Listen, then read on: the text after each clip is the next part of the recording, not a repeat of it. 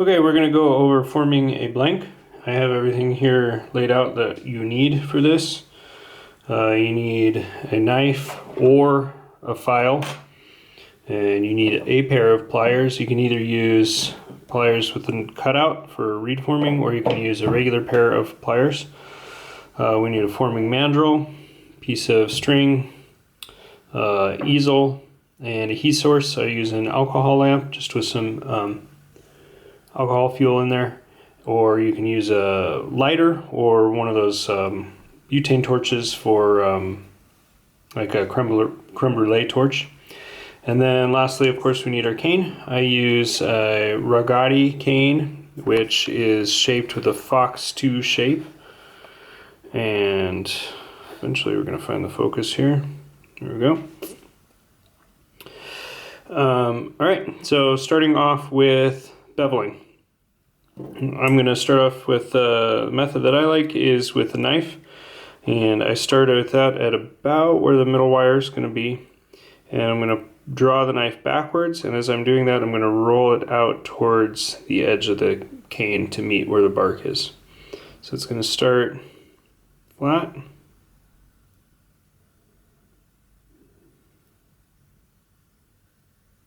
and more as we go.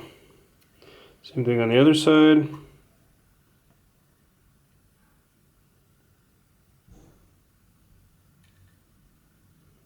And that gives you a really good view of what we end up with, a nice triangular sliver of cane.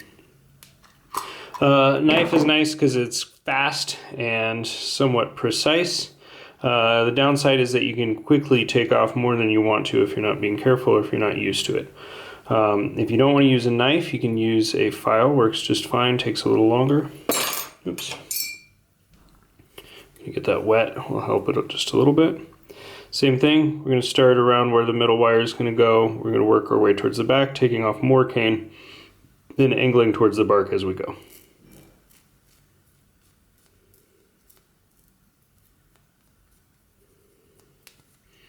A little less precise, works just fine.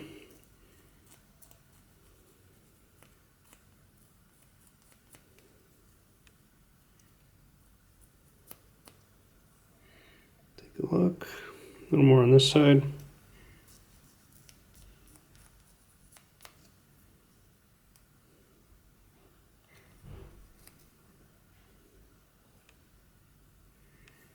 Okay.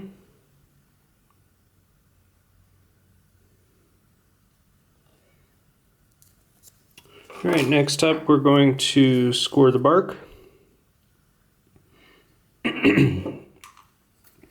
And for that we just drag the razor blade backwards, cutting into the bark. We don't need to cut too deeply, just enough to scratch the bark, and we're just creating places for the tube to split, so it can split evenly and create a nice circular opening down there. I don't worry about how many times I cut it, or I don't worry about avoiding the middle or anything like that. Once again, we're just creating more places for the bark to break so that we don't have all the breaking happening in one concentrated place and then creating a split that'll go up into the blade. So that's it for scoring. And then next thing we're going to do is wrap the string on it, and before we do that we will get our mandrel heating up. So we're going to kind of set that over the flame there, and we will soak our string.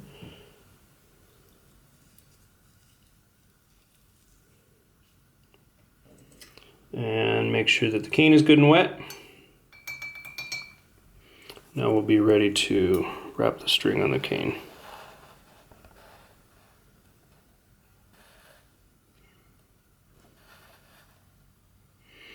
Okay, so we'll fold this over, line up the ends,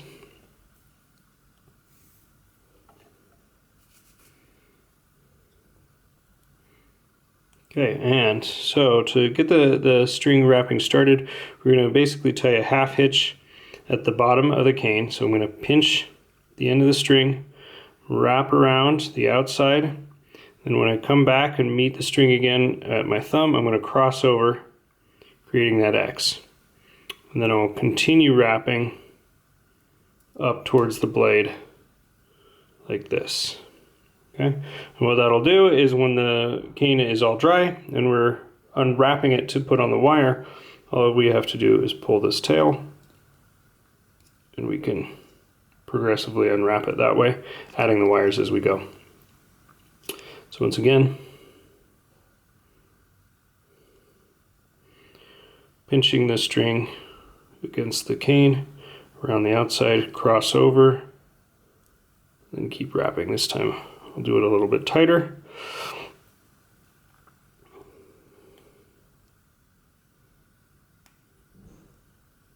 Continuing to wrap up towards the blade, using a pretty good bit of pressure so that you see if I try to move the string, I can with my fingernail, but it takes quite a bit of pressure. That's about as much as I can move it. So good bit of tightness on the string there is going to help to prevent any big splits from moving up into the blade.